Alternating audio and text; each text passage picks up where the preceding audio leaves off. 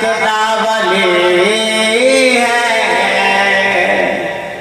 بابا علی ہے تو خدا ولی ہے شیر خدا ہے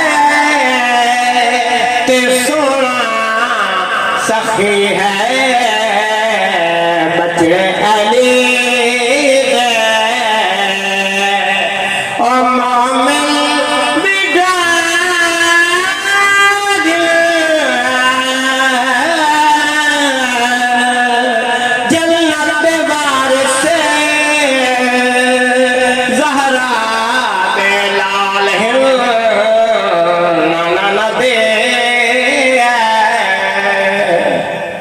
دو جگ وچ آرام جے جاوے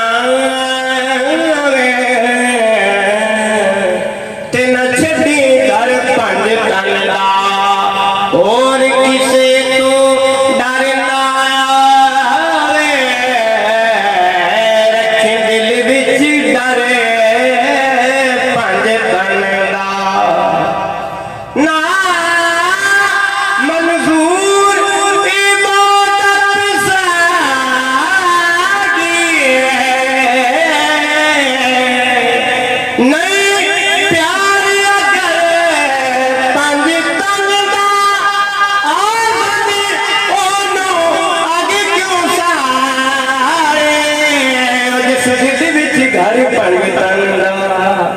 یقیناً خاموش بیٹھے سبحان اللہ دیوار آنے چاہیے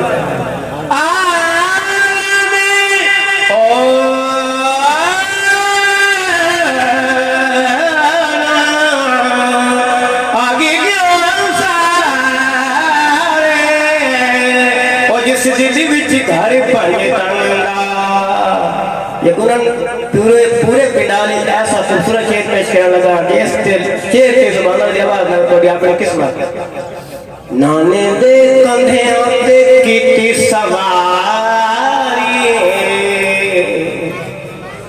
نانے دے کندھیاں تے کیتی سواری جلتی شہزادے اوکھے دیوارو باری بخشش دا ذریعہ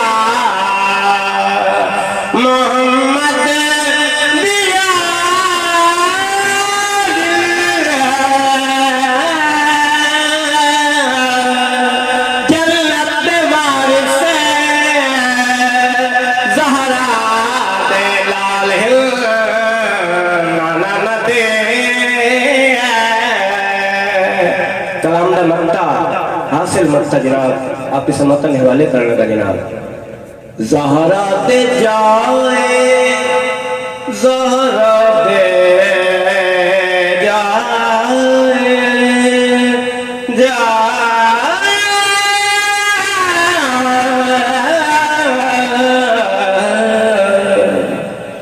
زہرا دے جائے حسن و حسین زہرا دے جائے حسن و حسین ہے درد دلدار او دل ناز چین ہے دکھیاں دے دکھ اے ہو دن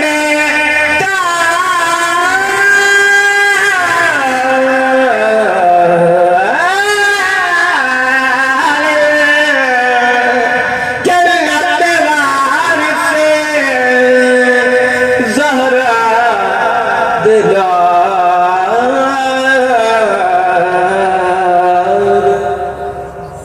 سبحان اللہ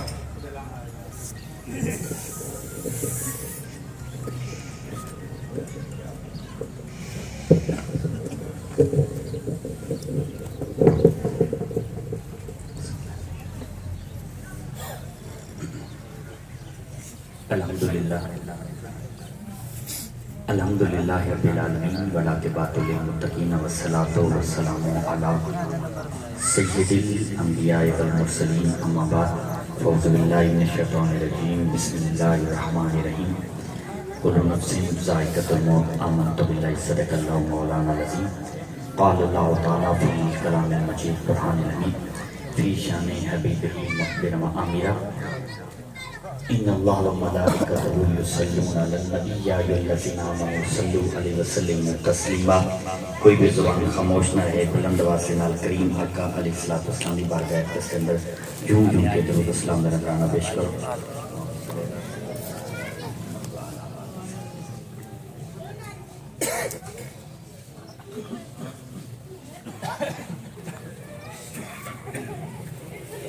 بلغ اللہ بکمالہ کشفت وجاب جمالہ حسنت جمیع خصالہ صلو علیہ وآلہ وأصحابہ۔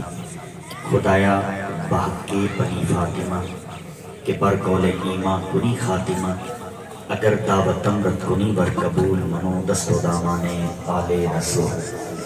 نہایتی کرب اور دکھ کے ساتھ آج ہم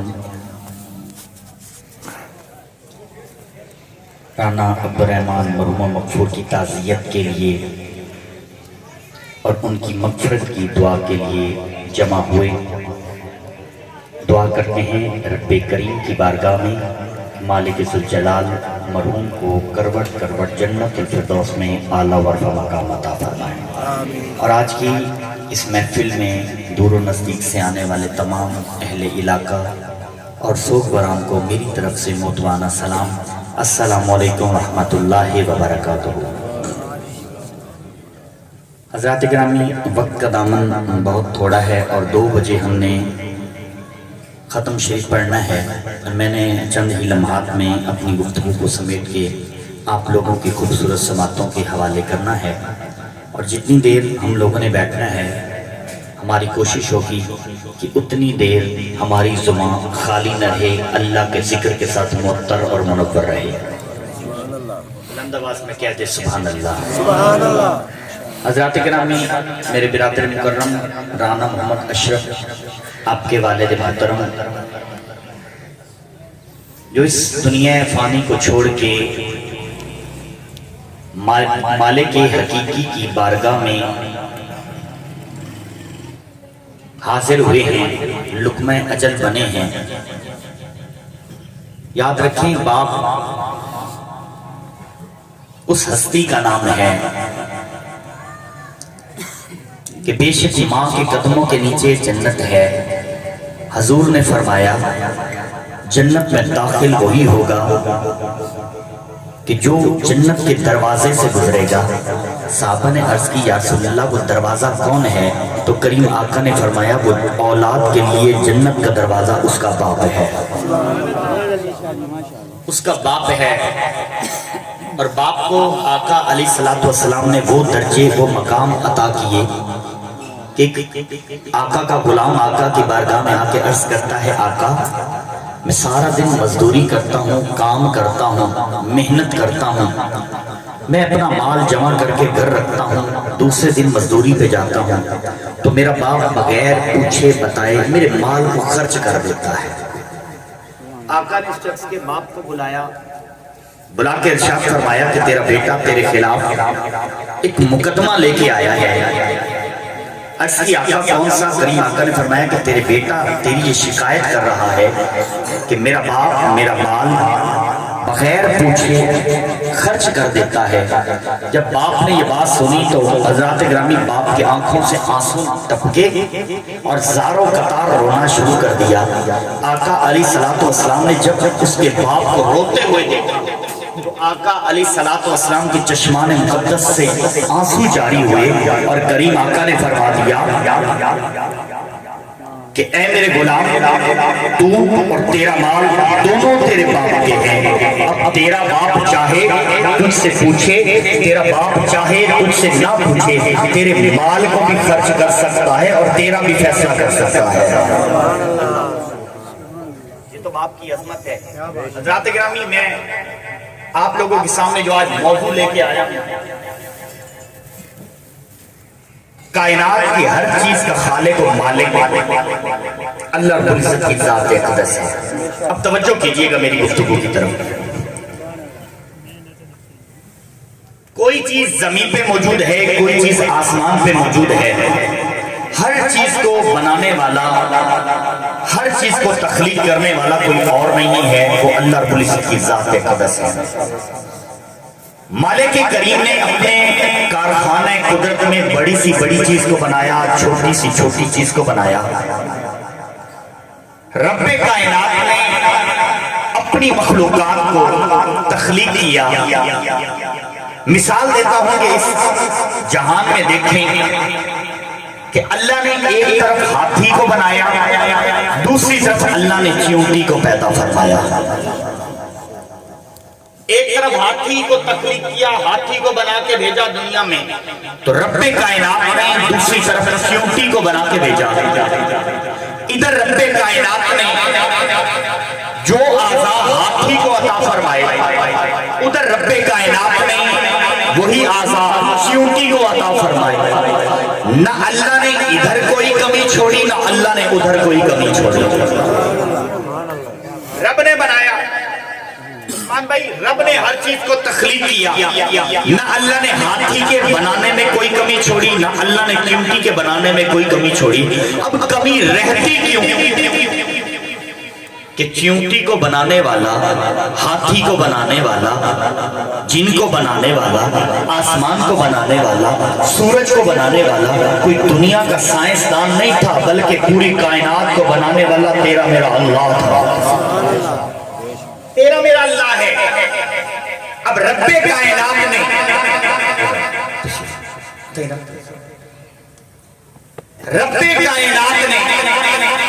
کائنات کو تخلیق فرمایا، اور ادھر اللہ نے جو مخلوق کو تخلیق فرمایا، کسی کو پر عطا کر دیے، اور پر عطا کرنے کے ساتھ رب نے فرمایا اب ہوا میں اڑ جا۔ پرندے کو اللہ نے پر عطا کیے اور فرمایا ہوا میں اڑ جا۔ ادھر زمین کی تہوں میں ایک کیڑے کو بن دیا تو زمین کے اندر ریگتا پھیرا۔ ادھر رب کائنات نے جنگل کے بادشاہ شیر کو بنا دیا کہ تم جنگل میں اپنی بادشاہی کا راج کر۔ ادھر رب کائنات نے کچھوے کو بنا دیا۔ ادھر رب کائنات نے زرافے کو پیدا کیا، ادھر رب کائنات نے سمندر میں چلتے پھرتے تیرنے والے جانداروں کو پیدا فرما دیا۔ اب یہاں سے تھوڑا سا توجہ میں آپ سے چاہوں، تھوڑی سی توجہ آپ کی چاہوں گا۔ ایک مخلوق ایسی بھی ہے جس کو رب نے تخلیق کیا، رب نے پیدا فرمایا، رب نے اس مخلوق کو پیدا فرما کے خلقنا الانسان فی احسن تقویم کا تاج اس کے سر پہ رکھ دیا۔ اللہ نے اس مخلوق کو پیدا فرما کے تاج سر پہ رکھ کے اشرف المخلوقات بنا دیا۔ ایسی مخلوق اللہ نے پیدا فرمائی کہ رب کائنات نے ساری مخلوقوں سے افضل ساری مخلوقوں کا سردار بنا دیا۔ اللہ نے انسان کو پیدا فرمایا۔ اور یہاں پہ میں آج آپ کو ایک بات بتاتا چلوں کہ جتنی مخلوق کا میں نے ذکر کیا ہے، مثال دے رہا ہوں، ٹائم کو ملود خاطر رکھ کے میں اپنی گفتگو کو بڑا سمیٹ کے بول رہا ہوں۔ اللہ نے کسی بھی جانور کو پیدا کیا، کسی بھی جاندار کو پیدا کیا۔ اب دیکھیے گا یہ جو پرندہ ہے یہ سارا دن ہوا میں اڑتا ہے، جب خوراک کھانے لگتا ہے تو اس کا سر نیچے ہو جاتا ہے، اس کا سر نیچے جھک جاتا ہے، وہ جھک کے اپنی خوراک حاصل کرتا ہے، خوراک کھاتا ہے۔ اسی طرح جانوروں کو لے لیں، چاہے جنگل کا بادشاہ ہے، چاہے لوگ اس کو شیر کہتے ہیں، جب خوراک کھانے کی باری آتی ہے تو اس کا سر بھی جھکتا ہے۔ تھوڑی سی سمجھ آئیے تو کہہ دیں۔ رب کائنات نے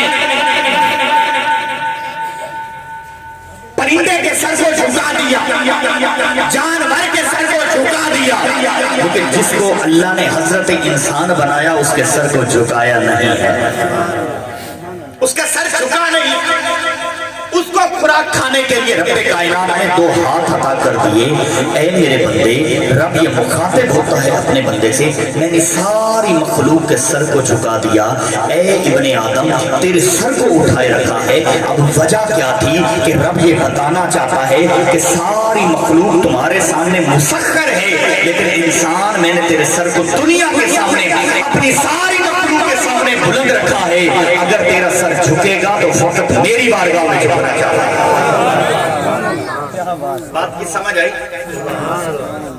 کہ رب کائنات نے ساری مخلوق کو پیدا کیا، ساری مخلوق کو پیدا فرما کے اللہ رب العزت نے کسی کے اندر کوئی کمی نہیں چھوڑی، کسی کے اندر کوئی کمی نہیں چھوڑی، کیونکہ بنانے والا اللہ تھا۔ اس نے اپنے کارخانہ قدرت میں ہر چیز کو تخلیق کیا، ساری مخلوق بن گئی۔ تو رب کائنات نے اپنی مخلوق میں سے جو اشرف مخلوق ہے اس کے اوپر احسن و تقویم کا تاج رکھ کے یہ بتا دیا کہ میں نے ساری مخلوق کو بنا دیا ہے، جو میری شاہکار، جو میرے کمالات کا شاہکار ہے، وہ میں نے حضرت انسان کو بنا دیا ہے۔ اور آپ غور کریں اس آیت کریمہ کے اندر رب کائنات اپنی اس تخلیق پہ ناز فرماتا ہے، اللہ ناز فرما رہا ہے اس تخلیق پہ کہ یہ جو میں نے انسان کو تخلیق کیا ہے، یہ میری محبت کا، یہ میرے کمالات کا، یہ میرے کمالات کا دل ہے۔ اللہ بندے کو پیدا فرما کے پھر آسان و تقویم بنایا بندے کو، پھر رب کائنات نے انسان کو پیدا فرما کر کوئی اور حکم نہیں دیا، فقط کہا کہ ساری مخلوق خوراک کھانے کے لیے جھکتی ہے، اے حضرت انسان تو نے جھکنا ہے تو میری بارگاہ میں جھکنا ہے۔ اب انسان کو اللہ نے اتنے انعامات و اکرامات عطا فرمائے، اب انسان کا کام کیا ہے، اب انسان کو کیا کرنا چاہیے؟ یہی میں نے بات آپ لوگوں سے کر کے اجازت چاہیے کہ جس اللہ نے انسان کو اشرف المخلوقات بنا دیا، تمام مخلوقوں سے اعلیٰ و افضل بنا دیا، اب انسان کا کام یہ ہے کہ اس اشرف المخلوقات بننے کے سبب رب کا شکر ادا کرے اور رب کے احکامات پہ عمل کرے، رب کے احکامات کو مانے۔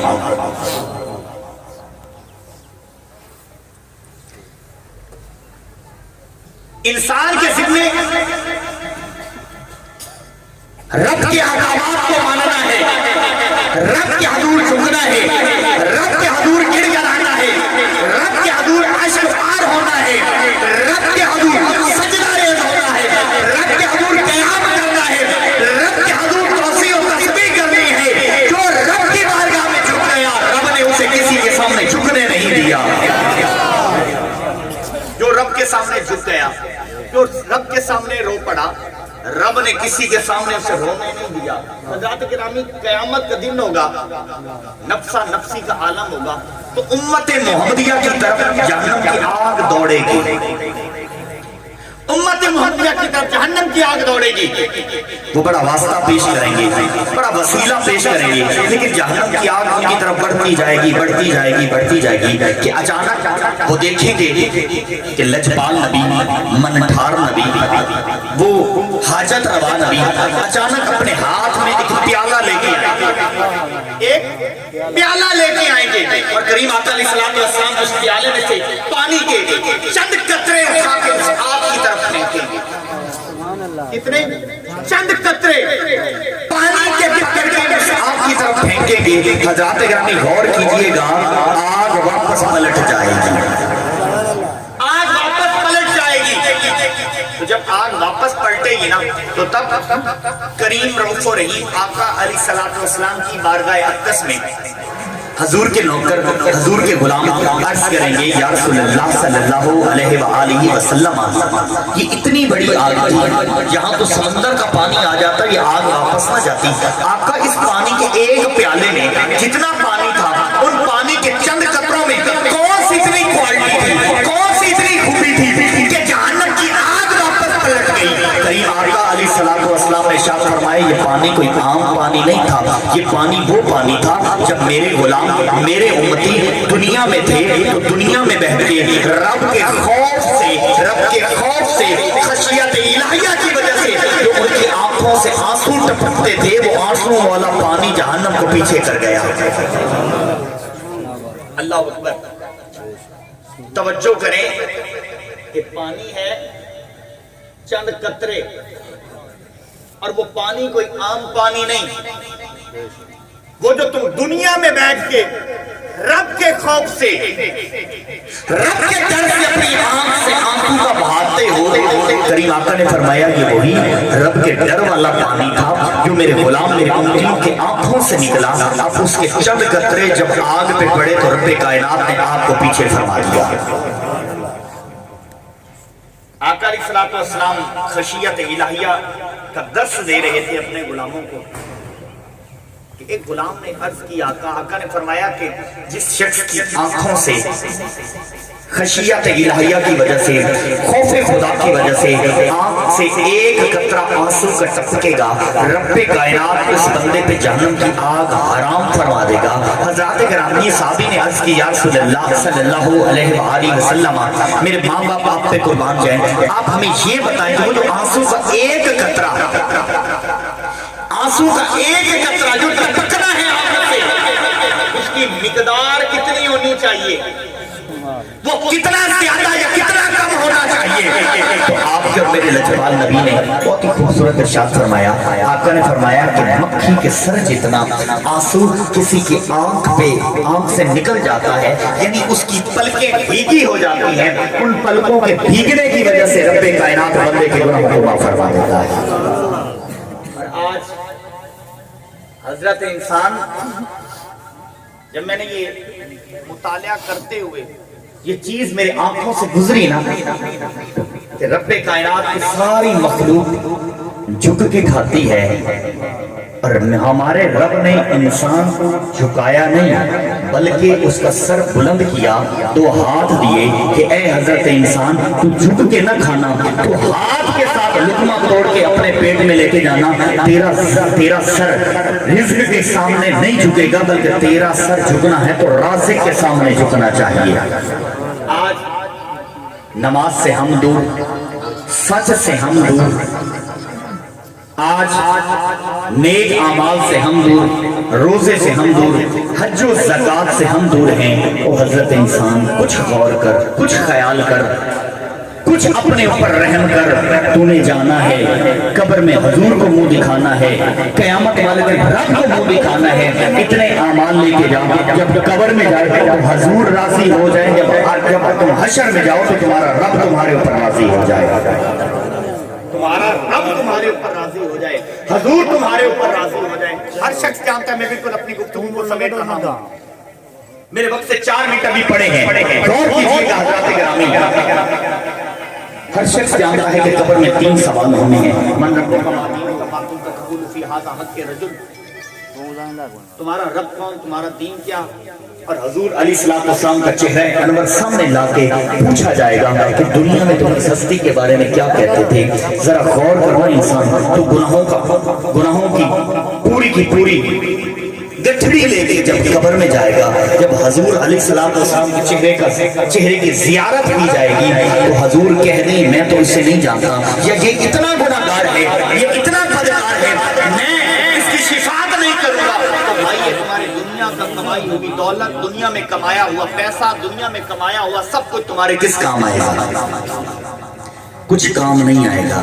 اگر کچھ لے کے جانا چاہتے ہو تو نیک اعمال لے کے جاؤ اچھے اعمال لے کے جاؤ اتنے اعمال لے کے جاؤ کہ دنیا میں بھی تمہارے کام آئیں قبر میں بھی تمہارے کام آئیں حشر میں بھی تمہارے کام آئیں. اور اس پرفتن دور میں میں آخری بات کر رہا ہوں اور غور کیجئے گا کہ جتنے بھی آپ بیٹھے ہیں اللہ نے بے شمار لوگوں کو صاحب اولاد فرمایا ہوگا اور جتنے بے اولاد بیٹھے ہیں اللہ تعالیٰ سب کو اولاد نرینہ عطا فرمائے جو شادی شدہ ہے اور جو بیٹھے ہیں اللہ تعالیٰ سب پہ کرم فرمائے. اب غور کریں اللہ نے سب کو اولاد دی ہے. اب ہمارے ذمہ جو فریضہ ہے وہ فریضہ یہ ہے کہ ہم اپنی اولاد کو نیک تربیت دیں आला तरबियत दें, अपने बच्चे को नेक अमाल करना सिखाएं, झूठ से परहेज करवाएं, नेकी के रास्ते पे चलाएं, सच बोलना सिखाएं, नमाज का आदी करवाएं। हज़रात करामी, जिस हद तक तुम अपनी औलाद को नेकी की तरफ लेके जाओगे, तुम्हारी औलाद का नेक अमल करने की वजह से रब्बे कायनात दुनिया में भी अजर अता फरमाएगा, कब्र में भी अजर अता फरमाएगा, हशर में भी अजर अता फरमाएगा। दुआ है रब्बे करीम की बारगाह में कि मालिक ज़ुल जलाल अपने प्यारे महबूब अलैहिस्सलातु वस्सलाम के तवस्सुल के साथ आज की